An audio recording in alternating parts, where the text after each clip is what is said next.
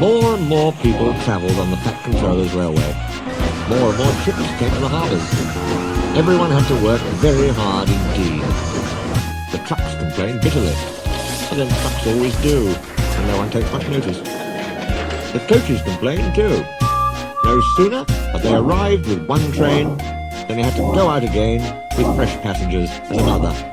We don't know whether we're coming or going, they protested. We feel quite distracted.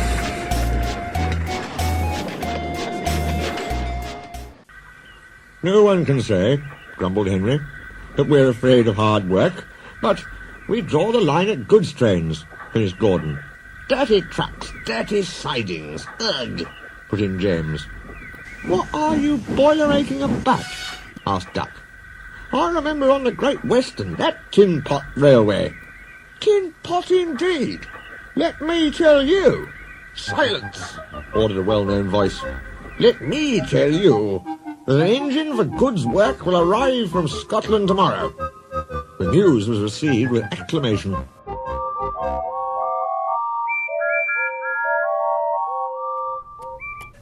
The Fat Controller stared. Did you say 2 engines, Inspector? Yes, sir. Then send the other back at once. Certainly, sir. But which? The Fat Controller stared again. Engines have numbers, Inspector, he explained patiently. We bought number 57646. Send the other one back. Quite so, sir. But there is a difficulty. What do you mean? The 2 engines are exactly alike, sir, and have no numbers. They say they lost them on the way. The Fat Controller seized his hat. We'll soon settle that nonsense, he said grimly. The 2 engines greeted him cheerfully. I hear you've lost your numbers, he said. How did that happen? The mourner slyly slip it off, sir. You ken who it is. The engines spoke in chorus. I know.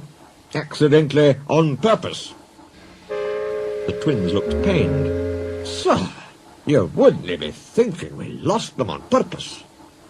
I'm not so sure, said the Fat Controller. Now then, which of you is 57646? Oh, that's, is just what we canna mind. The Fat Controller looked at their solemn faces. He turned away. He seemed to have difficulty with his own. He swung round again. What are your names? Donald and Dougie, sir. Good, he said. Then your controller can tell me which of you is which. Oh, he'll get no muckle help for him, sir. Why? He didn't ken our names, sir. How could he? We only given ourselves names when we lost our numbers. One of you, said the Fat Controller, is playing truant. I shall find him out and send him home. Inspector, he ordered, give these engines numbers and set them to work.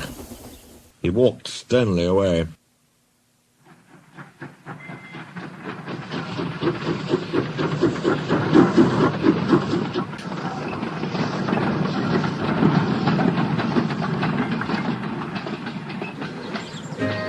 Soon workmen came and gave the twins their numbers.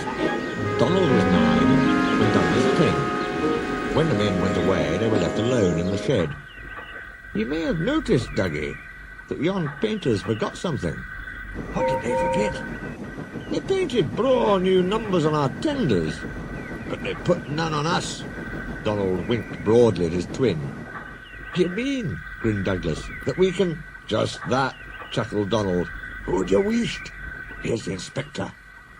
No 9 and 10, smiled the Inspector. Here's Duck. He'll show you round before you start work. The twins enjoyed themselves and were soon friends with Duck. They didn't mind what they did.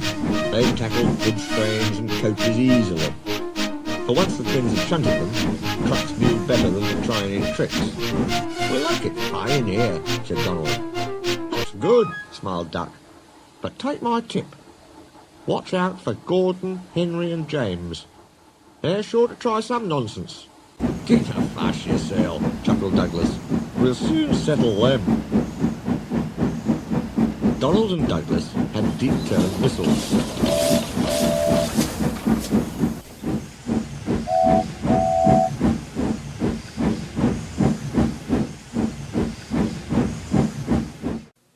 They sound like buses, said Gordon. Or ships, sniggered Henry.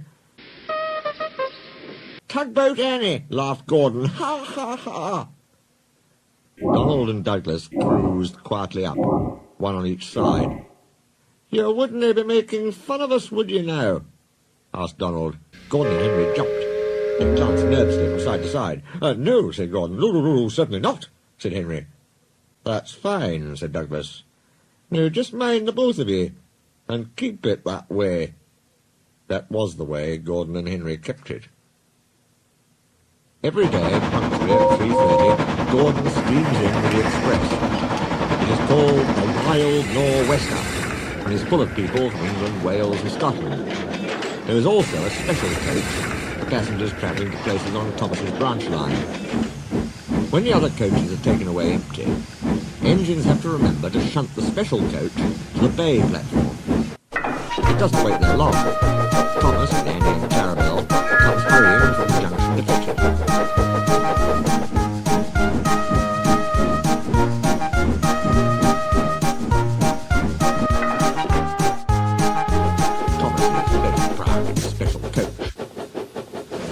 One afternoon, Douglas helped Duck in the yard, while Donald waited to take a goods train to the other end of the line. As Duck was busy arranging Donald's trucks,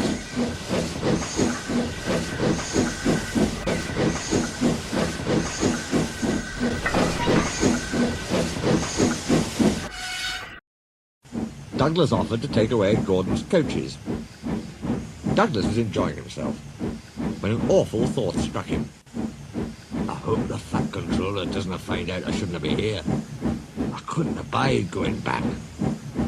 He worried so much over this that he forgot about Thomas's special coach. He pushed it with the others into the carriage siding, then ambled along to join Donald at the water column. As he went, Thomas scampered by, whistling cheerfully. Soon Thomas came fussing. Where's my coach? Coach? Asked Donald. What coach? My special coach that Gordon brings for me. It's gone. I must find it. He bustled away. Lost sake, said Douglas. I want to stowed the special coach with the others. You see that? Exclaimed Donald's driver. A mob of angry passengers erupted from the siding. They're complaining to the fat controller. He'll be coming here next. Now listen, said Douglas's driver. We'll change tenders. Then I'll wire with ye, Donald, and take yon goods. Dinna fash about us. Quick now, do as I say. The fat controller and 3 passengers walked towards them. But Donald, with Douglas's tender, number 10, was out and away with the goods before they came near. Douglas and his driver waited with innocent expressions. Ah, said the fat controller, number 9. And why have you not taken the goods? My tender is a wire, sir. The driver showed him the tender, still uncoupled. I see. Some defect, no doubt. Tell me, why did number 10 leave so quickly? Maybe, sir, put in Douglas, he saw you coming and thought he was late. Said the fat controller. He turned to the passengers. Here, gentlemen, are the facts. Number 10 has been shunting the yard. Your coach disappeared. We investigate. Number 10, disappears too. You can draw your conclusions. Please accept my apologies. The matter will be investigated. Good afternoon, gentlemen. The fat controller watched them till they climbed the station ramp. His shoulders twitched. He wiped his eyes. Douglas wondered if he was crying. He wasn't. He swung round suddenly. Douglas, he rapped. Why are you masquerading with Donald's tender?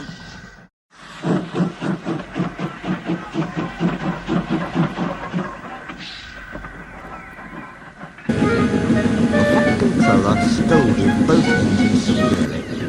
There must be no more tricks, he said. I shall be watching you both. I have to decide which of you is to stay.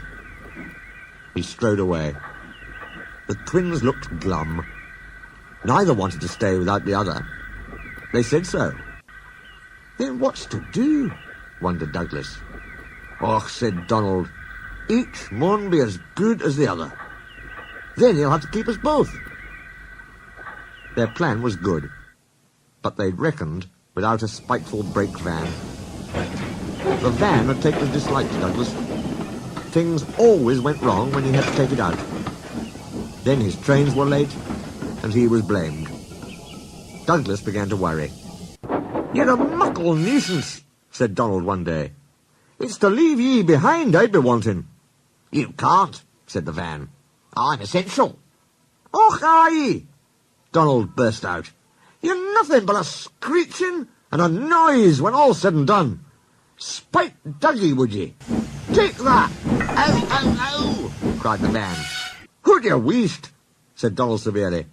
"There's more coming if you misbehave." The van behaved better after that. Douglas's trains were punctual. The twins felt happier. Then Donald had an accident. He backed into a siding. The rails were slippery. He couldn't stop in time.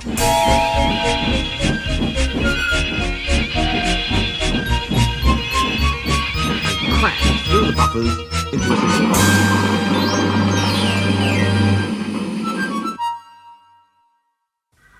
One moment, the signalman was standing on the stairs. The next, he was sitting on the coal in Donald's tender. He was most annoyed.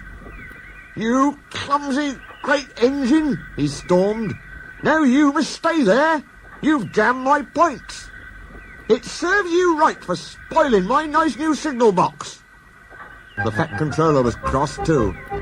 "I am disappointed, Donald," he said. "I did not expect such clumsiness from you. I have decided to send Douglas back and keep you." "I'm sorry, sir." But Donald didn't say what he was sorry for. We know, don't we? "I should think so too," went on the fat controller indignantly. "You have upset my arrangements. This is most inconvenient. Now James will have to help with the goods work, while you have your tender mended. James won't like that." The fat controller was right. James grumbled dreadfully.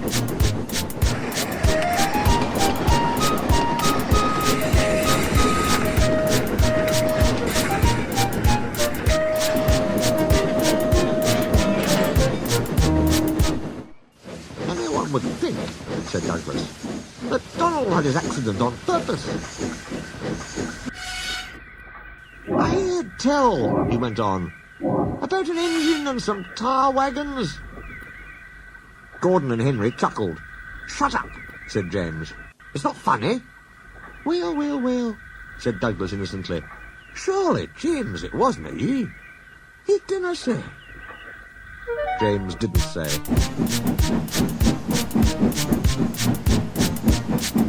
He was sulky next morning, and wouldn't steam properly. When at last he did start, he bumped the trucks hard. "He's cross," snickered the spiteful brake van. "We'll try to make him crosser still." "Hold back," whispered the van to the trucks. "Hold back," giggled the trucks to each other. James did his best, but he was exhausted when they reached Edward Station. Luckily, Douglas was there. "Help me up the hill, please," panted James. "These trucks are playing tricks." "We'll show 'em," said Douglas grimly. Come on, puffed James crossly. Get moving, you, puffed Douglas from behind. Slowly but surely, the snorting engines forced the unwilling trucks up the hill. But James was losing steam. I can't do it, he panted. Leave it to me, shouted Douglas. He pushed and he puffed so furiously that sparks leapt from his funnel. Groaned the van. I wish I'd never thought of this. It was squeezed between Douglas and the trucks. Go on, it screamed, but they took no notice. The guard was anxious. Go steady, he yelled to Douglas. The van's breaking. It was too late. The guard jumped as the van collapsed.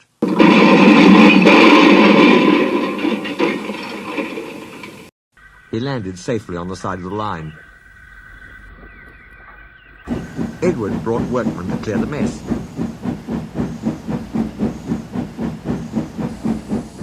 I might have known it would be Douglas. I'm sorry, sir.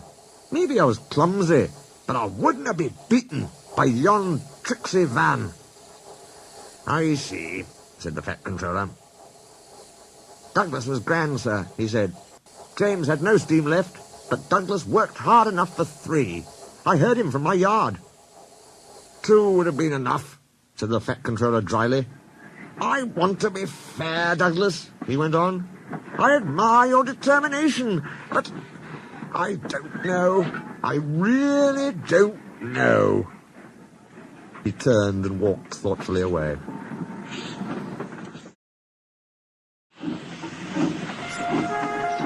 He'll send us a war for sure, Donald. I'm thinking you're right there, Dougie. The luck's aye been against us.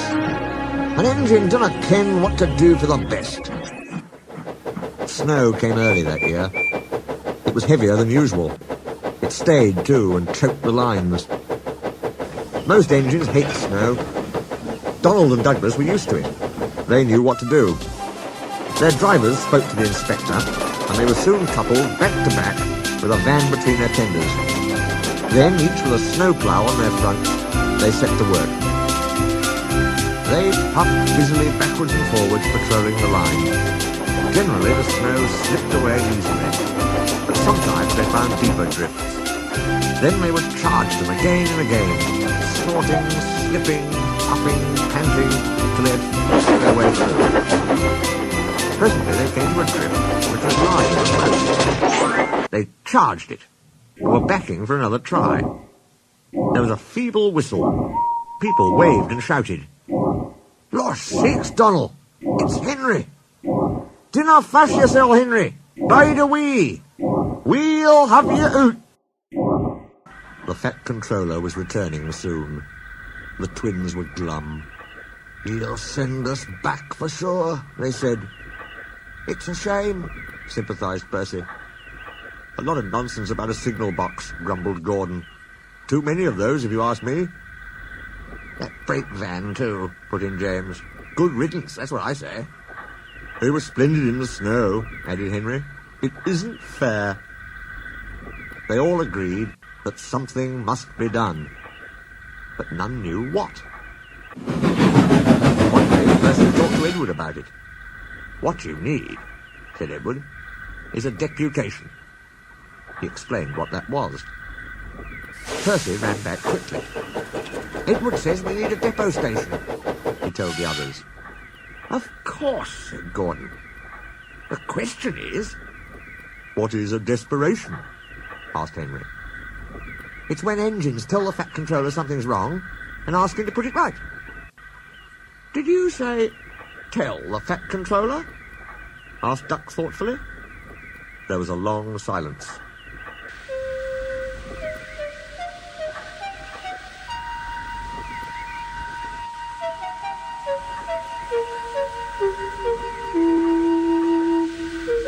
I propose, said Gordon at last, that Percy be our, disputation. Hi, squeaked Percy. I can't. Rubbish, Percy, said Henry. It's easy. That's settled then, said Gordon. Poor Percy wished it wasn't. Hello, Percy. It's nice to be back. Percy jumped. Some trucks went flying. Yes, sir, please, sir. You look nervous, Percy. What's the matter? Please, sir, they've made me a desperation, sir. To speak to you, sir. I don't like it, sir. The Fat Controller pondered. You mean a deputation, Percy? He asked. Yes, sir, please, sir. It's Donald and Douglas, sir. They say, sir, that if you send them away, sir, they'll be turned into scrap, sir. That'll be dreadful, sir. Please, sir, don't send them away, sir. They're nice engines, sir. Thank you, Percy. That will do. He walked away. I had a deputation yesterday, said the Fat Controller. I understand your feelings, but I do not approve of interference. He paused impressively. Donald and Douglas, I hear that your work in the snow was good. What colour paint would you like? The twins were surprised. Oh, blue, sir, please. Very well. But your names will be painted on you. We'll have no more mistakes. Thank you, sir. Does this mean that the both of us... The Fat Controller smiled. It means... But the rest of his speech was drowned in a delighted chorus of cheers and whistles